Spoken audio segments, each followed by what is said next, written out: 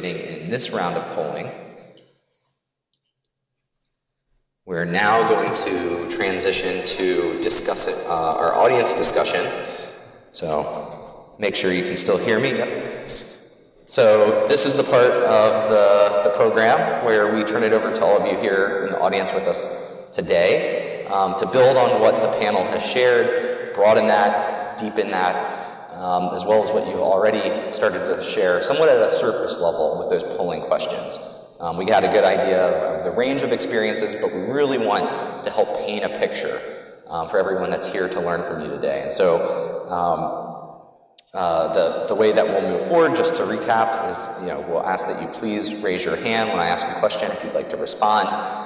When I call on you, you'll be able to use the mic right in front of you. There's a button where you can click it. The red light turns on. That means your microphone is on. I will ask that once you're finished with your comment that you turn it off, because we do have a limit of the number of mics we can have on at a time in order to be able to hear everyone and have the webcast hear you. When I call on you, please just state your name, and if you're comfortable, your genetic diagnosis, if you know it. And then please share your comment. I might have follow-up questions for you, we'll just go forward with the discussion. So my first question, kind of starting where we've started with all of these discussion questions, is really related to the actual symptoms of Alport syndrome, and really wanting to understand which of those symptoms you view as having the biggest impact on your daily life. And we heard from our panelists that a lot of their experiences of those things that they prioritized in terms of sharing. I'm sure they had many more things that they've experienced that didn't fit into their 5 minutes stories that they shared. So similarly, I want to ask all of you that are here, what are the 1 or 2 symptoms that has the most significant impact on your daily life? And when you share what those symptoms are, please tell me why you chose those 1 or 2 symptoms. And if you can, share a little story, a little anecdote, some example of how that has impacted your daily life. That way we can really get an understanding of why that is. So such a, kind of why you've prioritized to share that particular symptom or burden.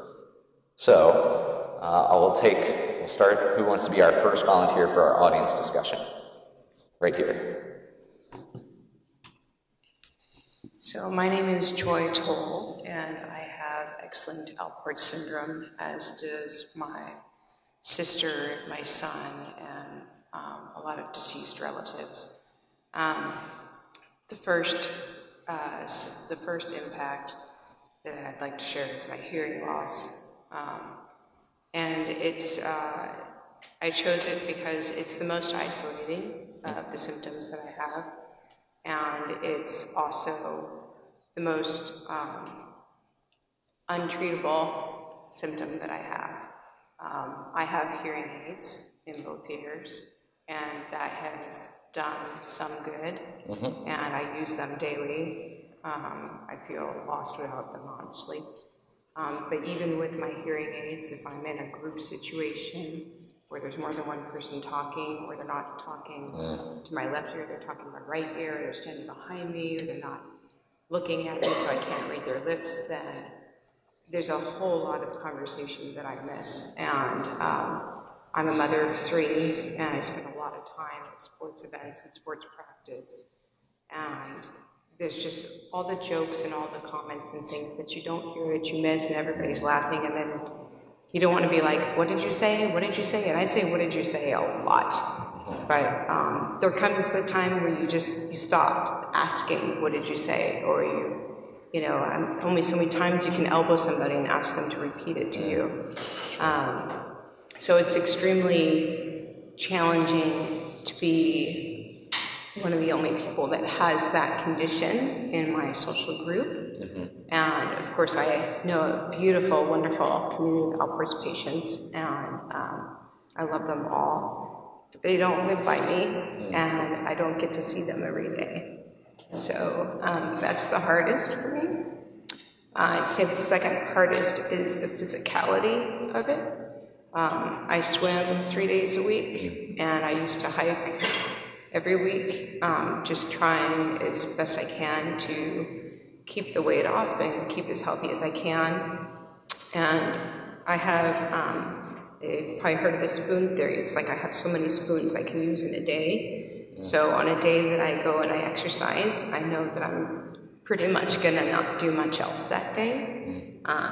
It's very limiting. I know that I have to get through taking the kids to where they need to go and picking them up and dropping them off at school and doing all of that at the end of the day. So I end up a lot of the days, really after I exercise, that day is pretty much, that's my physical activity for the day until I have to deal with the kids and help them and then make dinner and manage the evening affairs. So if there's a day that I know that I have a lot to do, I don't get exercise because I know I need that physical ability to do something else. And then I feel bad because I'm not doing what my body needs to stay healthy. So it's, I'd say that's probably my second most hated symptom. Sure. So when you talk about spending your spoons, what is it that is the limiting factor? Is it, what we've heard, is it something more like you get fatigued after a certain amount of time, you only have so much muscle energy, do you just not feel well after a certain amount of time? Can you describe that a little bit? So I used to go hiking once a week with a couple of friends, and they're 10 years older than me, and we would go walk up the hill, and I would be sweating, out of breath, and profusely tired, and they would look like we just went for a short walk. So we did a whole bunch of cardiac tests and everything, and I have extra beats. My heart beats extra times to try and keep my blood flow. I don't know if that's what tires me down, but I just get tired. So if the days that I was going hiking, I could only really manage it one day a week. And it was like clockwork. We'd go for the hike in the morning, and by 1 o'clock, I'd have a migraine, and I'd be passed out on the couch. Okay. So my swimming, I used to swim 2 miles. Now I have to limit that to 1, because if I swim more than 1 mile, if I go back to what I used to do, I can't function for the rest of the day. I get a migraine, and I'm passed out. Thank you. Those are very, very helpful examples to help me, and I'm sure everyone else really understand. So thank you for sharing. Yes. Hi, my name is Kelly. I am 26, and I was diagnosed with Alport's about 5 years ago, not yet confirmed as X-linked through a hereditary test. I would say for me the 3 biggest symptoms day to day would be anxiety, repeated infections that progress from a normal cold to a chest infection, tonsil infection, and I do have a lot of the gastrointestinal things as well, and I didn't know that that was associated with Alport syndrome. I relate a lot to what Gabrielle was saying about it being an invisible disease. For me, with these, because of my classic nephrotic syndrome presentation, the progressing with my low protein to sickness very often. I was the manager of a business about 2 years ago with a company, and right off the bat would miss a lot of days at work, and with an invisible medical history, it seems irresponsible to other people who might not understand what I'm going through to be this manager and to be taking off more time than other people that are direct reports to me. As a kid too, before I was diagnosed with Alport syndrome, I always would be sick for school on the very first day, which makes a terrible first impression. And that anxiety as well is very affecting day to day. For me, as someone who has full GFR at this point in my life, but I'm planning for the future, the anxiety of the uncertainty of the treatments for me is very overwhelming. And I would say that that is the biggest day-to-day effect for me. So the anxiety is really driven by the concern for the future and the worry that there's not going to be something to help treat or manage that progression. Absolutely, and just having so few answers as far as the consistency among other women with Alport syndrome, and with already presenting with a very high level of proteinuria and my protein creatinine ratio is very anxiety inducing. Sure. When you mentioned missing school and then also work, which symptoms or symptom was it that caused you to be out sick those days? So for me, it was normal colds that I would still say I get colds that then turn into a chest infection or a more serious bacteria infection, maybe about 6 or 7 times a year. Okay. So for me, it's often colds that you think you've kicked and then they come back 3 weeks later. So it's like getting sick 3 times in a 2-month period. Wow. Thank you so much for sharing that. So other thoughts on those symptoms or aspects of Alport syndrome that have the most significant impact on your life? My name is Jamie Batt. I was diagnosed about 40 years ago. I haven't had a genetic test, but based on symptoms, I'm pretty sure it's the autosomal recessive. I am a 22-year transplant recipient, and my biggest issues currently is energy. I'm in stage 3B renal failure with my transplant, but it's been stable for several years. I have anemia, but it's not bad enough for them to be able to treat me with the EPO that I so enjoyed when I was on dialysis because it really helped with the energy. I'm experiencing, the second thing is the hearing loss. A lot of what Joy said I experienced, social isolation. It's an invisible disability, so it's very hard for people around you to understand what you're going through with that. The technology where I work is moving more towards conference calling and all, which makes it especially difficult to hear when you don't have a face to get cues from. Hard enough for any of us to really hear on calls. Yeah, I like it when it's 100% on the phone, then I can usually hear everyone, but if anyone's in a room, it makes it difficult. Yes. And thirdly, I have the vision problem. I had cataract surgery for anterior lenticonus several years ago. I had to stop driving before that. They didn't know that was a part of Alport's at the time when I was having trouble. I had to give up driving because I couldn't pass the driving test. I'd get my license, the eye test, and so they did a cataract surgery and it improved things quite well, but I still have limitations because I have the fixed lenses in my eyes, so there's only so much that the glasses can do and magnifiers. I have just recently been diagnosed with a thinning of the retina. I can't see to do my work out of my right eye, so I'm working with one eye, and it's also thinning. So I have the anxiety worried about what the future's going to be and how I'm going to earn a living and take care of myself. And the fatigue has me worried about that as well. Yeah. And I'm slowly having more and more trouble just managing my own self-care. Can you give me an example of that? I also have gout, having days that it's just everything I can do to get myself out of bed. I live alone. I live a 2-story home, getting up and down the stairs. If I have a gout flare-up, I can't get anywhere. I mean, I keep crutches by my bed for that time when I have a big toe gout flare because you can't put any pressure on it at all. It's excruciating. How often would you say you have a flare? I've been lucky that my flare-ups that severe are very seldom. I have to manage it with diet. I can't take any of the medication. I can take a little extra steroid, prednisone, if I feel one coming on. That seems to kind of tone it down. But so when you say not that often, is that once a month? A few times probably less than that now. Yeah, maybe 2 or 3 times a year when it's a severe flare-up. Sure. The thing is, though, with gout is that I have a lot of minor symptoms, aches and pains, and when I go to bed at night, I'll have sharp pains in my feet.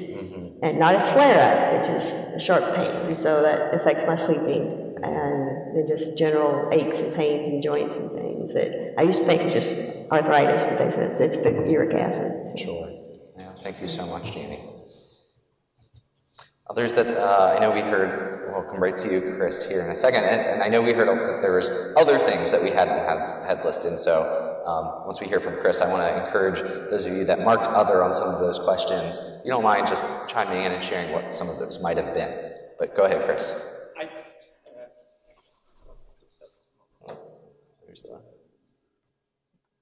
There you go. Thank you.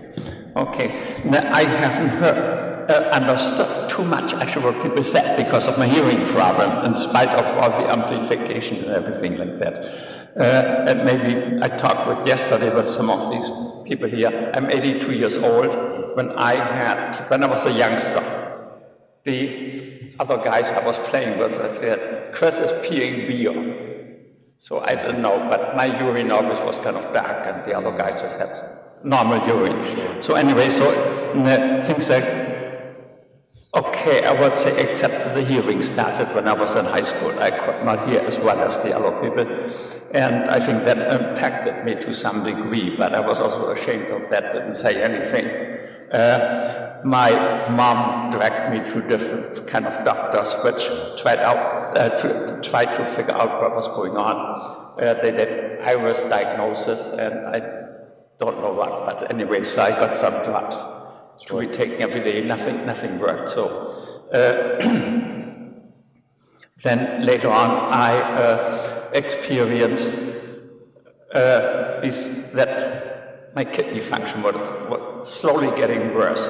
But in spite of that, I thought I have to attack that thing, and went to medical school and became then a nephrologist in order to find out what to do about it. And there was not much known except for one person told me that there is a disease which is kidney disease and hearing problems, and that could be Alport syndrome. So, and they asked me to write a medical thesis on my family, which I did at that time. But there was also not much else what could do actually. The hearing got slowly worse, the kidney disease got slowly worse, and everything seemed to be stable until age 52. At 52, the kidney function deteriorated further, and vision problems occurred. And then anyway, I had to go on dialysis. Then a year later, I got a transplant, which was now 28 years ago, and it's still working fine. In general, things have been stable. What bothers me now most was actually heart problems. The aorta had to be replaced because of dilation of the aorta. The aortic valve had to be replaced. And what bothers me now the most is the hearing problem and neuropathy in my legs. I don't feel much below my knee level, and which may be to relate it to Alport or not, I don't know. Sure. And so currently, what would you say are the things hurting you? Very stable, except for these kind of chronic and slowly progressive problems. The hearing problem, in spite of a cochlear implant and hearing aids and so on, is still a problem to hear in a public place. Has that limited any of the things that you would do, activities day to day, that you no longer do because of the hearing loss?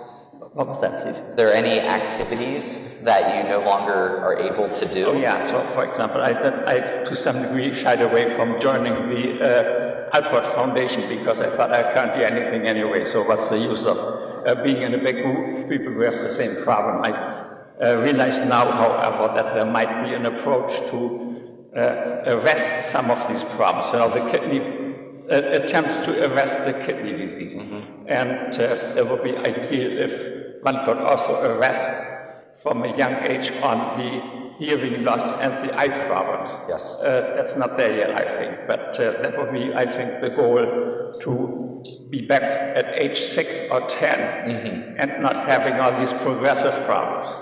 Yes. Thank you so much for sharing. Thank you. Yes. Thank you, Chris. Okay. So I want to see if anyone wants to share any of their other symptoms or impacts on daily life that we didn't have covered in our polling questions that you had said were most significant or impactful to you.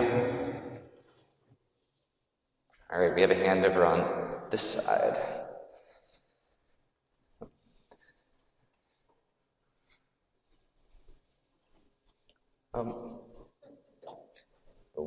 Is it that one? There Thank you you. Okay. I'm Anne. I am 52 years old. I have Alport syndrome, and I have a 19-year-old son with Alport syndrome. Another symptom that hasn't really been talked a lot about, but Joy mentioned, was headaches.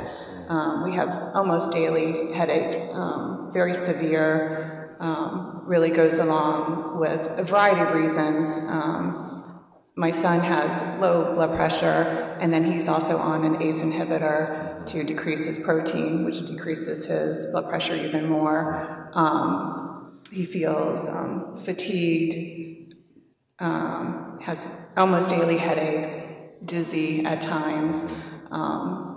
They'd like to increase the ACE inhibitor to continue to decrease the protein, but they're not able to because of his blood pressure issues.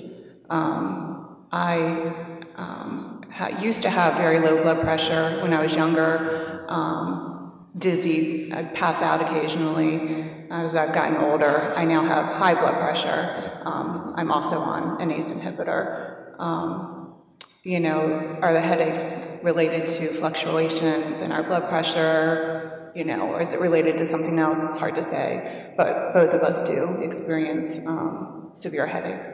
Yeah, and you said that they're either daily or nearly daily? Almost daily. Almost daily? Mm-hmm. Yeah. And when during the day do they, is there a usual time of day that It's not. No? It's very random. Mm-hmm. Yeah. And are they so debilitating that you kind of have to withdraw? Absolutely, at times, yeah. Mm-hmm. Okay. Other times they're a dull, constant pain, but there are definitely, I'll say oftentimes morning headaches. They will say that we both experience pretty severe morning headaches. Okay. Mm-hmm. Yeah. Thank you very much for sharing that. Other symptoms that haven't been talked about as much? Hi, I'm Christine Quick. I brought my son Austin here with me. He is 8 years old, was diagnosed with X-linked Alports when he was 3. His grandfather had it, and we didn't know, and so I didn't know I was a carrier. But the whole family history was uncovered once he was diagnosed. I would say that he doesn't experience a lot of symptoms right now. He just has proteinuria and hematuria. But we're both highly allergic people. Like our skin is very sensitive. We have hay fever. We're allergic to the air we breathe. Everything affects us. And my dad was a lot like that, and so was his mother. So I don't know if it's just part of the genes that we just got from him, but that's one of the things that usually will cause us to get more sick, and it would cause him, my dad, to get kidney infections, and most of his colds would be stemmed from allergies, and then they would progress to a kidney infection that he would have to constantly treat. So it's just chronic. Yeah. Is this are these year-round allergies or yes. Seasonal? Yeah, year-round. Yes, allergies. year-round. Okay. Great. Thank you so much for sharing that. Other less common symptoms or burdens? I have a hand over here. My name is Andre Weinstock, X-linked Alport syndrome. I'm a 47. I lose track of time.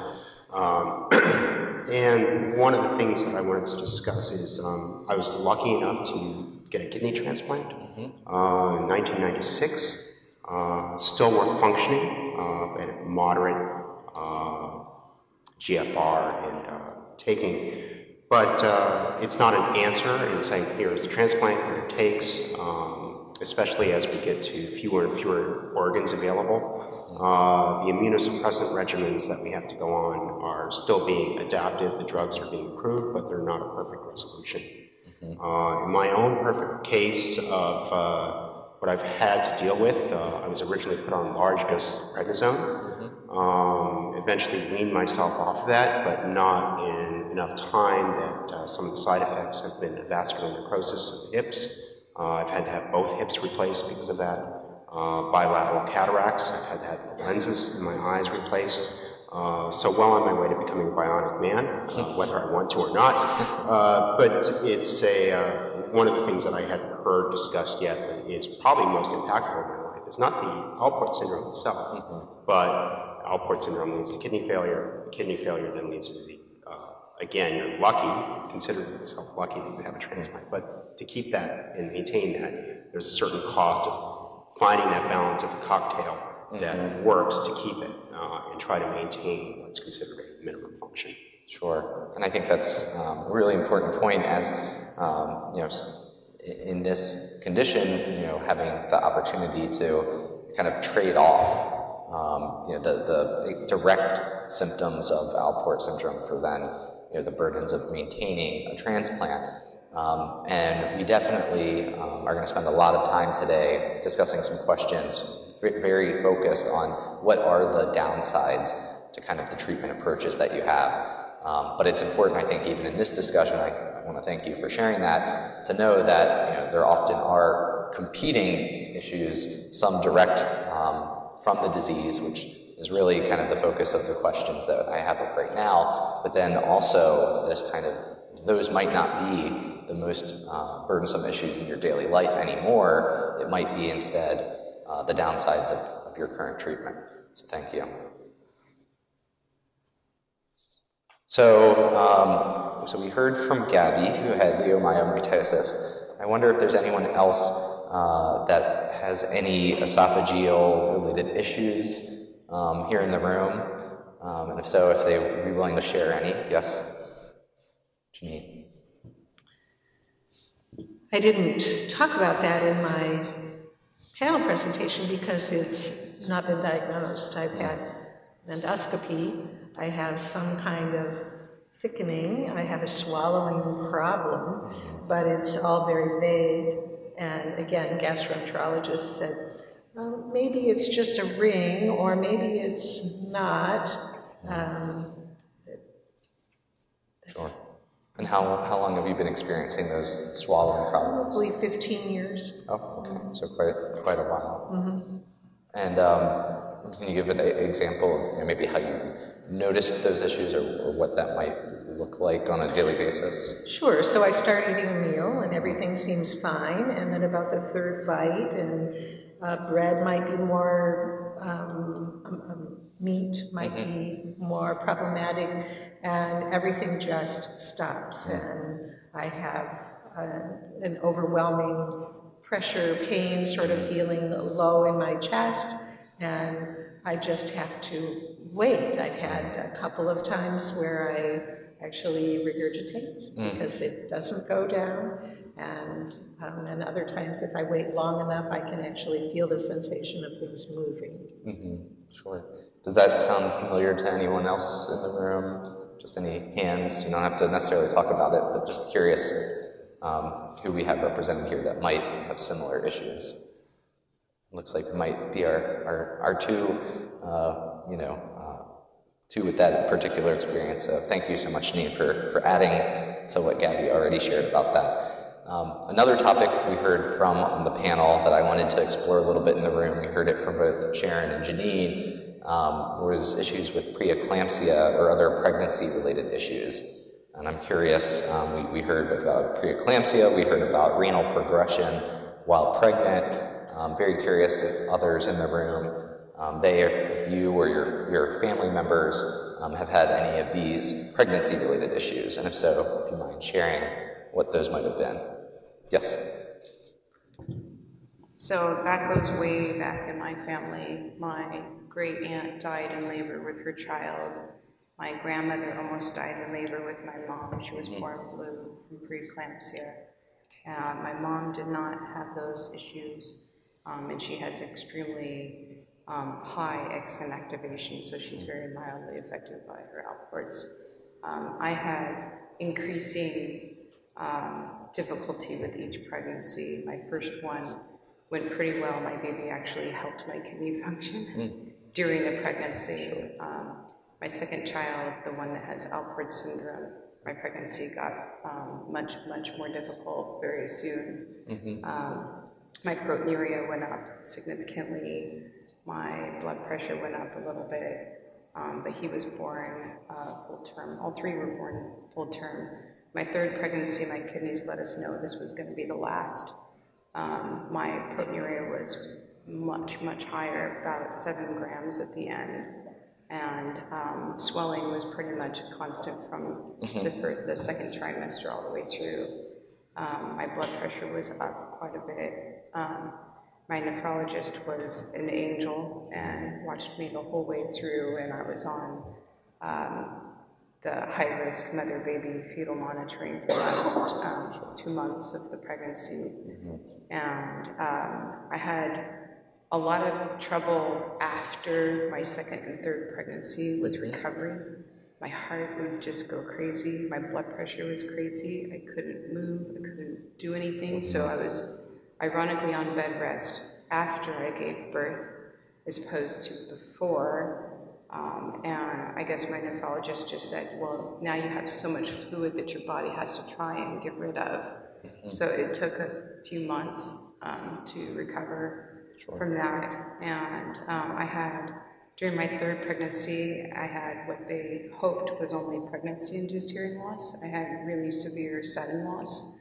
And they said, well, it might come back after you give birth. It did not. And I did have renal decline during that third pregnancy. It came back after my second. It did not come back after my third. Okay, thank you very much. It's very helpful. And any other pregnancy-related issues? Yes. Sorry. It's similar. So my name's Amy, and I was just diagnosed 4 years ago after the birth of both my children. So I have a 10-year-old and a 5-year-old, and halfway through my first pregnancy, things just kind of started to go haywire. And then ended up delivering a few weeks early, and I was induced because I was preeclamptic, and I just had crazy blood pressure and all that.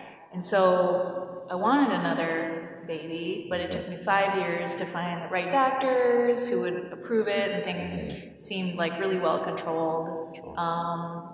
And my decline had been somewhat minor to that point. But then the second pregnancy was just extremely difficult. And I went into it with a high-risk OB and all that stuff. And, I went in twice a week. I got an ultrasound like every week after the 20th week. And so obviously very time-intensive. But my blood pressure just was like through the roof. My protein was 10. It was crazy. And they just couldn't keep the fluids down. So, but, luckily, deliveries were fine and all that stuff, but there's just obviously a ton of anxiety because, especially after week 22, there's this feeling of, well, we might have to deliver this baby at any time, right? And so then you're just like, what's going to happen with the baby? Is it, going to have lifelong problems and all that? So it just adds a whole extra layer of anxiety. Sure. Yeah.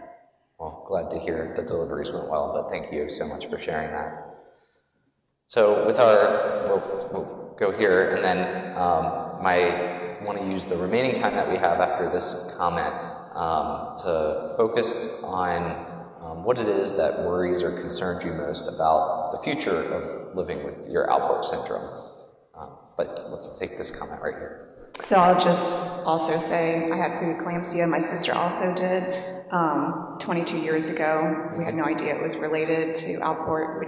Alport syndrome. We didn't know we had the disease at the time. We both had significant swelling, edema. My legs were the size of tree trunks, literally.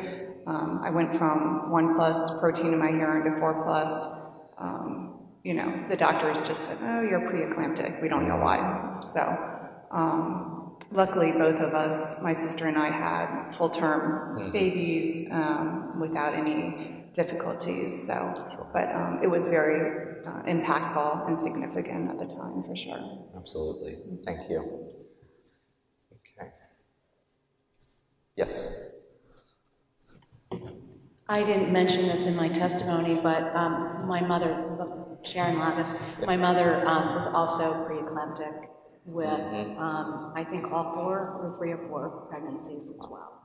Okay, very, very common for your mother. Okay, so with our remaining few minutes on topic 1 on burdens and impacts, we've heard a lot of things, I think, embedded in what has been said about, what has already happened, but in the progression of your disease and how that's impacting daily life. And I think you've spoken a little bit to what it is that worries you, often related to some of those things that you're experiencing now. But I want to hear if there's any other thoughts about, today sitting here looking towards the future, what it is that concerns you most about your Alport syndrome.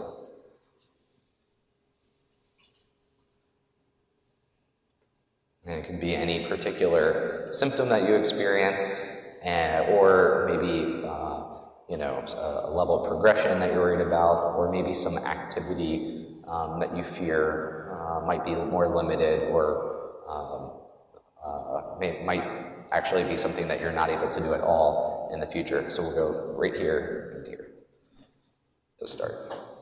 I think my biggest fear is that, like my sister, I'll go through renal failure and my son will have to witness that because I have not explained the totality of his Alport syndrome, and I try to really minimize the symptoms that I manage on a daily basis and not allow my children to fear Alport syndrome, because I don't want them to have it in their head that they're limited.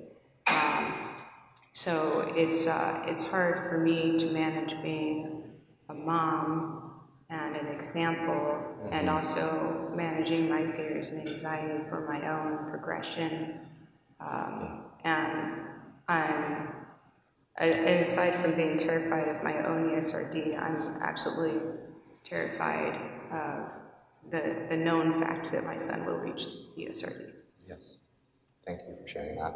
Jessica? My name is Jessica Davis, and on the second panel, you'll hear me speak a little bit.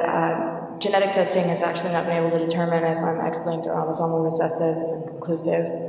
I'm not yet seen in database on all counts. So, one of the pictures that you'll see when I go up to speak for my panel is of me doing a performance on silks, which is aerial dancing. Takes place 20 feet in the air. It's really fun. I was really good at it, and I actually haven't been able to do that for the last 2 months since I've been in stage 4.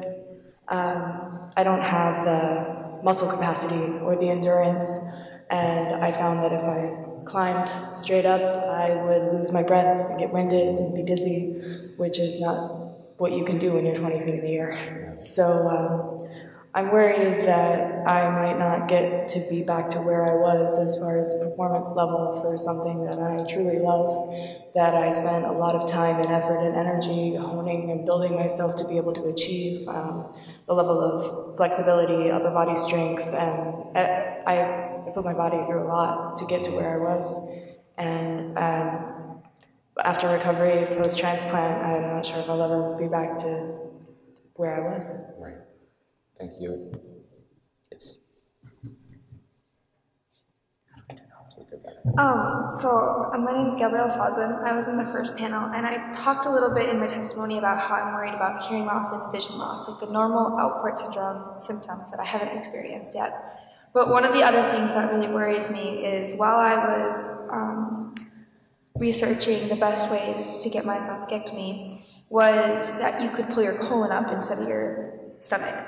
And the problem with that is, even though my condition is esophageal, it can affect a lot of the other smooth muscles in your body. So that is one of the things that I'm really afraid of, is my intestines getting my tumors per se, or my colon, or other body parts that I can't replace. So that's kind of a really scary thing to think about, and those will affect me much longer term than, yeah. Thank you, Gabby. So, besides the whole, kidney issues and losing the kidney, obviously that's our number one concern, but for my son going into school and being the one kid who has to wear hearing aids, I do worry about bullying and learning disability because he can't hear the teacher. Also, you know, if he goes swimming, he can't wear his hearing aids when he's swimming, and goes for sleepovers and he's sleeping in while the other kids are talking, you know, stuff like that. Like, he's not going to be able to do the normal things that kids do. Also, insurance. Somebody else mentioned that on one of the panels, that, you know, as he gets older, is he going to be able to do whatever he wants? Or will he have to work for a company that offers insurance because it'll cover him?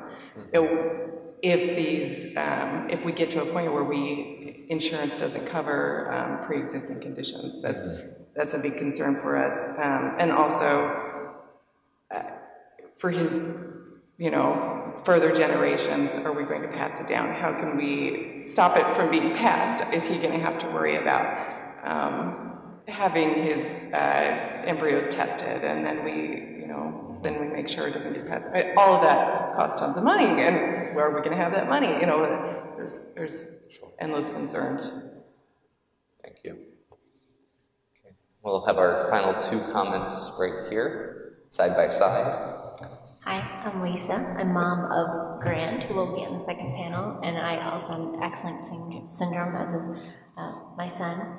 And I think that so many of us here, as we think about this as a genetic disease, we're in that position where Sharon is, of thinking about our kids who have Alport syndrome and all that goes along with that, and the anxieties that we all have, which are very apparent, but also for the kids who don't, because those of us who have other kids who do not have the syndrome, they feel the pressure, but they want to provide, they want to be the donor for the kidney.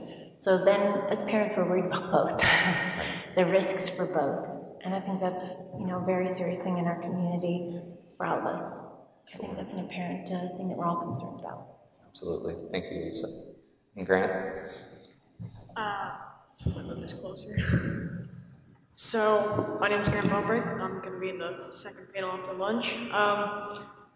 For me, my worries aren't as much about myself, because I feel I know what the possibilities are and all the problems that can occur.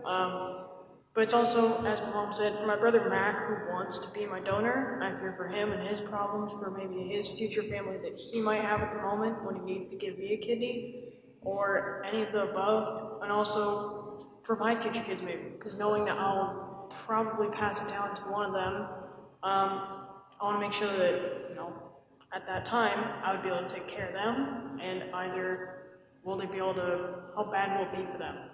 And knowing what I've been going through, all the, you know, mental problems not exactly mental problems, but socially, how tough it's been, and, you know, how isolated I feel this entire time. I don't want probably my future kids to have to go through that, and it's not exactly a fear for myself, but for other people. Yeah. Thank you, Grant. It's very important to share. So I want to, you know, thank everybody who shared in this first discussion. We have a few more opportunities, so if you didn't have a chance to share now, I hope that you will chime in our later discussions about clinical trials and current and future treatments. And of course, while we're moving on from our discussion of symptoms and burdens, that's very much linked to, of course, what it is that you do to try to treat and manage your condition. So, you know, there's still a lot that we can learn from you. So now we're going to, before our last topic to cover before lunch, is related to clinical trials in Alport syndrome, which is, of course, a very important topic because all of you that are affected with Alport syndrome are the potential participants in clinical trials and clinical research. And so it's important for us to understand from all of you